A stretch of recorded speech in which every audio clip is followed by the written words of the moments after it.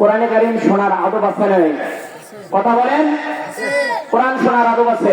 যদি আমরা কোরআন শুনতে আসি, যদি আমরা বেয়াদব হয়ে যাই, তাহলে এই কোরআন শোনার মূল্য থাকলো? রব্বুল আলামিন বলেন সূরা আরাফের মধ্যে রব্বুল আলামিন জানিয়ে দিয়েছে, হে দুনিয়ার মানুষেরা, যখন তোমাদের সম্মুখে যখন কোরআন তেলাওয়াত করা হবে, হে দুনিয়ার মানুষেরা, ওই সময়ে তোমরা নিস্তব্ধ থাকিও আর তোমরা কান লাগিয়ে শ্রবণ করো। ধরে বলেন সুবহানাল্লাহ। ওয়া ইযা কুরিআল কুরআনু ফাসতামিউ লাহু ওয়া আনসিতু লাআল্লাকুম তুরহামুন। রব্বুল আলামিন সূরা আরাফের ভিতরে জানিয়ে দিয়েছে, হে দুনিয়ার মানুষেরা, তোমাদের সম্মুখে যখন কোরআন তেলাওয়াত করা হবে, ওই সময় তোমরা দুইটা আদব রক্ষা করবা। এক নম্বরে চুপ করে কোরআন শরীফ চুপ করে তোমরা থাকবা। দুই নম্বরে কান লাগিয়ে লাগিয়ে কোরআনে কারীমের কথা শ্রবণ করবা। জোরে বলেন না সুবহানাল্লাহ। আমি শুরুতে বলতেছি, আদব রক্ষা করবেন। আশা করি আপনাদের একালীন এবং পরকালীন জীবনকে আল্লাহ তাআলা সুখময় করবে। সবাই বলেন আমিন। আপনাদেরকে আবারও সালাম দিচ্ছি, জবাব দিবেন। যদি রাসূল বলেছেন সালাম দেওয়া সুন্নাত, জবাব দেওয়া ওয়াজিব। একবার ওয়াজিবের খেলাফ হলে তাকে কমসে কম ৭,৫০০ বছর জাহান্নাম খাটতে হবে। আসসালামু আলাইকুম ওয়া রাহমাতুল্লাহ। আপনারা সকলেই কেমন আছেন? আওয়াজ দেন, আপনারা সকলেই কেমন আছেন? ভালো থাকার এই কথা মুসলমানদেরকে ভালো রাখে কে? সবাই বলেন। ইমানদারদেরকে ভালো রাখে কে? আমরা সব সময় আমরা ভালো থাকি, খারাপ থাকে মুনাফিকেরা। কথা বলেন ঠিক না বেঠিক? আজও যারা কোরআনের সাথে বেয়াদবি করবে, আল্লাহ তাআলা তাদেরকে ছেড়ে দেবেন না। আল্লাহ ছেড়ে দেন না। এই জন্য আমার ভাইয়েরা, যে বিষয়ের উপরে আজকে আলোচনা করব, সেই বিষয়টা হচ্ছে কোরআন শিক্ষার 7টি ফজিলত। কোরআন শিক্ষার 7টি ফজিলত। আমরা যে এখানে মাদ্রাসা নুরানি চালু করেছি, আমরা যে এখানে কোরআনে কারীম শিখবো, আমাদের জন্য কি উপকার হবে, আমাদের জন্য কি লাভ হবে, এই সম্পর্কে আলোচনা হবে ইনশাআল্লাহ। আর আরেকটি বিষয়ের উপর আলোচনা করব। আল্লাহ পাক জানিয়েছে, আমি রব্বুল আলামিন কিয়ামতের দিন 7 শ্রেণীর নারীকে বিনা হিসাবে জাহান্নাম দিয়ে দেব। এই বিষয়ের উপরে আলোচনা হবে ইনশাআল্লাহ। আয় ছেলেরা, আয় মেয়েরা, নুরানিতে যায়, নুরানিতে গিয়ে যেন কোরআন শিখতে পাই। বলেন আমার সাথে, আয় ছেলেরা, আয় মেয়েরা, নুরানিতে যায়, নুরানিতে গিয়ে যেন নূরের আলো পাই। আয় ছেলেরা, আয় মেয়েরা, নুরানিতে যায়, নুরানিতে গিয়ে যেন নূরের আলো পাই। ঠিক না? মা গো তুমি করো দোয়া, নুরানিতে যাই, নুরানিতে গিয়ে যেন কোরআন শিখতে পাই, নুরানিতে গিয়ে যেন কোরআন শিখতে পাই। আয় ছেলেরা, আয় মেয়েরা, নুরানিতে যাই, নুরানিতে গিয়ে যেন নূরের আলো পাই, নুরানিতে গিয়ে যেন নূরের আলো পাই। কিসের আলো পাবো? সবাই বলেন, নূরের আলো পাবো মাদ্রাসার মধ্যে। আল্লাহ পাক তো নিজেই ঘোষণা করেছেন, মিনাল জুলুমাতি ইলান নূর। এই কোরআন এমন একটি গ্রন্থ, এমন একটি কালাম, মিনাল জুলুমাতি ইলান নূর। এই কোরআন অন্ধকার হইতে আলোর দিকে বাহির করে আনে। জোরে বলেন সুবহানাল্লাহ। আমার ভাইয়েরা, কোরআনে কারীম পড়া 7টি উপকারিতা। 1 নম্বর উপকারিতা, কোরআন পড়লেই সওয়াব হয়। জোরে বলেন সুবহানাল্লাহ।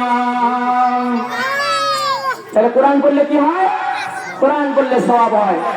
এই পৃথিবীতে এমন কোন কি কিতাব আছে, সেই কিতাব পড়লে একটা অক্ষর বলে 10 নেকি হয়? পৃথিবীর মধ্যে এমন একটি গ্রন্থ নাই, পৃথিবীর মধ্যে এমন একটি কিতাব নাই, সেই কিতাবের একটি হরফ পড়লে 10টি নেকি পাওয়া যায়। কিন্তু মহাগ্রন্থ কোরআনে কারীম এই কোরআনে কারিমের একটা অক্ষর যদি কোনো মানুষ বুঝে পড়ুক আর না বুঝে পড়ুক, উজু সহ পড়ুক আর উজু ছাড়াই পড়ুক, সাথে সাথে তার আমলনামায় 10টি নেক রব্বুল আলামিন দিয়া দিবেন। জোরে বলেন সুবহানাল্লাহ।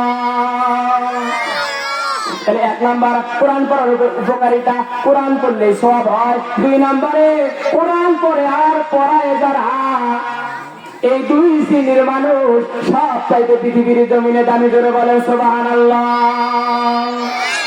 রাসূল বলেন খায়রুকুম মান তাআল্লামাল কুরআনা ওয়া আল্লামাহু, তোমাদের মধ্যে ওই ব্যক্তি উত্তম যে নিজে কোরআন শেখে এবং অপরকে শিক্ষা দেয়। জোরে বলেন সুবহানাল্লাহ। আসমানের নিচে জমিনের উপরে এই 2 শ্রেণীর চাইতে ভালো মানুষ আর একটিও নেই। জোরে বলেন সুবহানাল্লাহ। 1 নম্বরে যারা কোরআন পড়ে আর কোরআন যারা পড়ায় তাদের চাইতে আর ভালো মানুষ দুনিয়ার মধ্যে একটি নাই। আমি গুনাহগারের মুখের কথা নয়, বিশ্ব নবীর পবিত্র জবানের কথা। জোরে বলেন সুবহানাল্লাহ।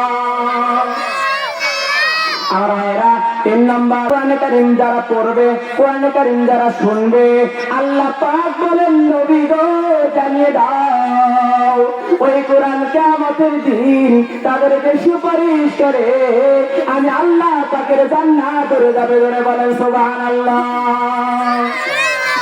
কোরআন যারা পড়বে, কোরআন যারা শিখবে, ওই কোরআন কিয়ামতের দিন তাদের পক্ষে সাক্ষী দিয়া আল্লাহ তাদের জান্নাতে যাবে। জোরে বলেন সুবহানাল্লাহ।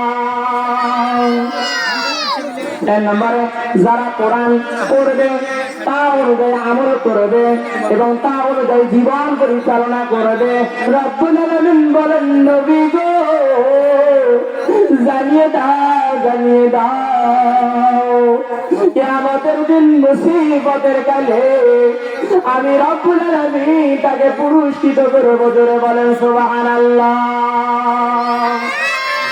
আর এরা কোরআন যারা পড়বে, বুঝবে, তা অনুযায়ী জীবন পরিচালনা করবে, রব্বুল আলামিন তাকে কিয়ামতের দিন পুরস্কৃত করবে। রব্বুল কারীম পুরস্কৃত কি দিয়ে করবে? আমার ভাইয়েরা গভীর কাল লাগান। আল্লাহ পাক কিয়ামতের দিন তাদেরকে বিনা হিসাবে মাফ করে দিয়া জান্নাতুল ফেরদাউসের মেহমান বানিয়ে দিবে। জোরে বলেন সুবহানাল্লাহ। আমার ভাইয়েরা জান্নাতটা, জান্নাতুল ফেরদাউস কি এটা আপনাদের মাথায় ধরবে না। আসেন আপনাকে ছোট্ট একটু জান্নাতের উদাহরণ বোঝাচ্ছি।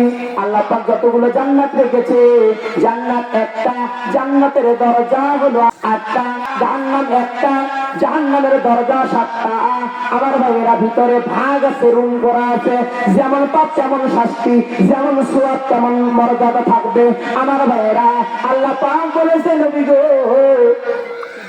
আমি আল্লাহ পাকের ছোট্ট জান্নাতের বর্ণনা, সেই জান্নাতটা জান্নাতুল মাওয়া, এই জান্নাতুল মাওয়ার বর্ণনা এই তামাম দুনিয়াটার 10 গুণ। জোরে বলেন সুবহানাল্লাহ।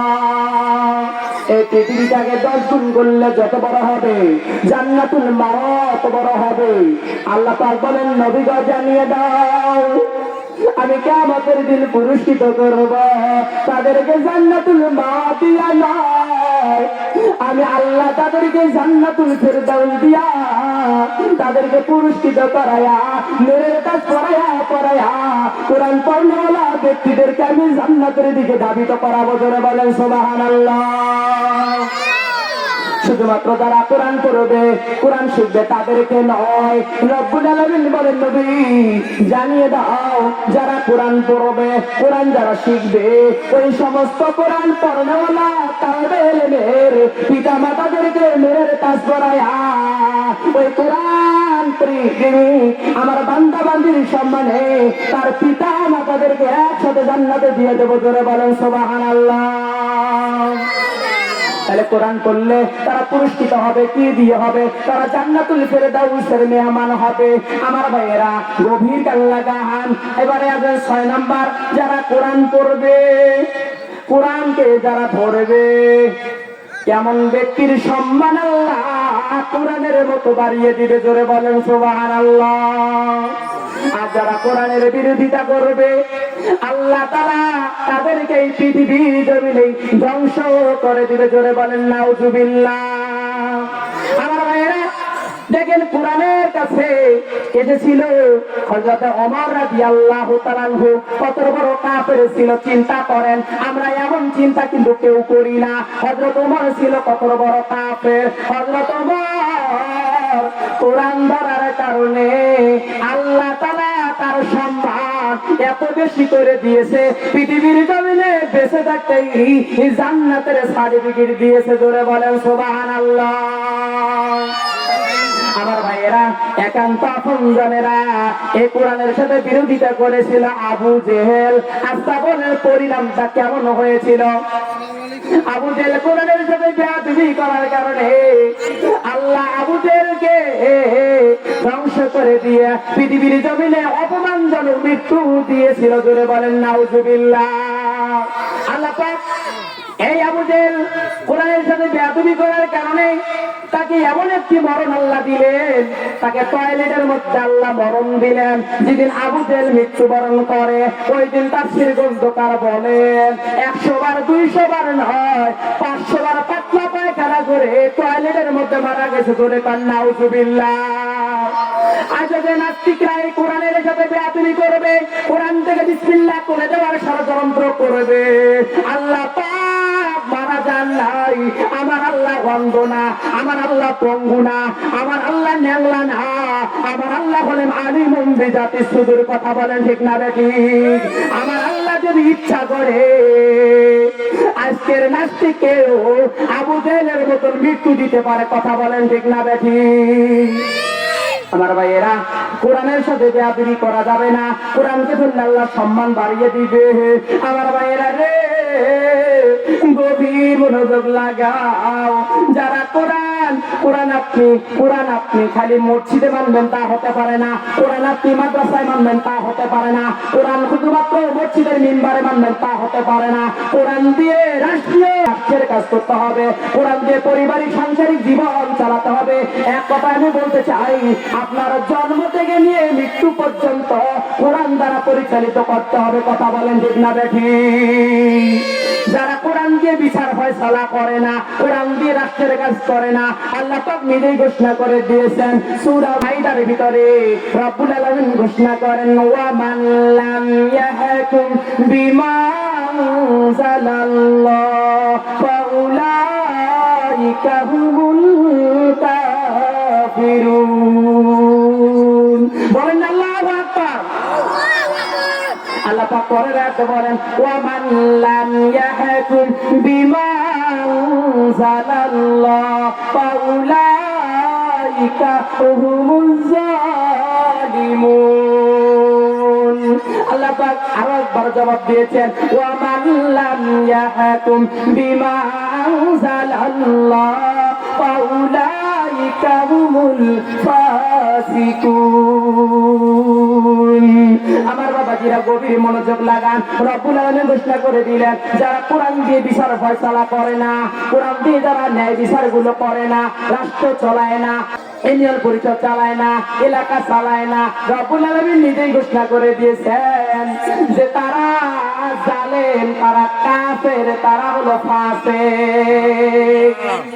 তারা কি ফাসিক। তাহলে কোরআন দিয়ে পরিচালনা করতে হবে। তাহলে আমার ভাইয়েরা, কোরআন সব জায়গায় আপনাকে মানতে হবে। কোরআন হলো বাধ্যতামূলক। তাহলে আমি বলতে চাই ভাইয়েরা রে, এ কোরআন দিয়ে জীবনকে সিটিং ফিটিং করো, তাহলে কিয়ামতের দিন আপনারা বিনা হিসাবে জান্নাতুল ফিরদাউসের মেহমান হয়ে যাইতে পারবা। জোরে বলেন সুবহানাল্লাহ।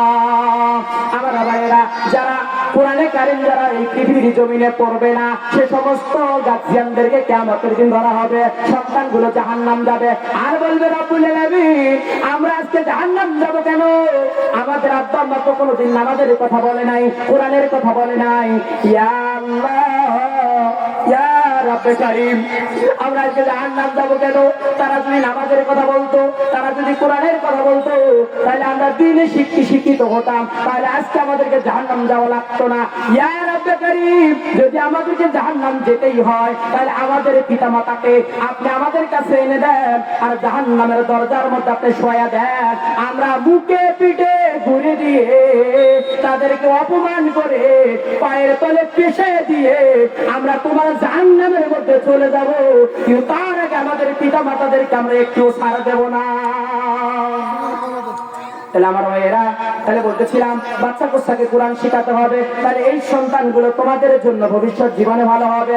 আমার ভাইয়েরা, এবার কান লাগান, আমি দেখলাম অসংখ্য মা বোনগুলা মহিলা প্যান্ডেলের মধ্যে আছে।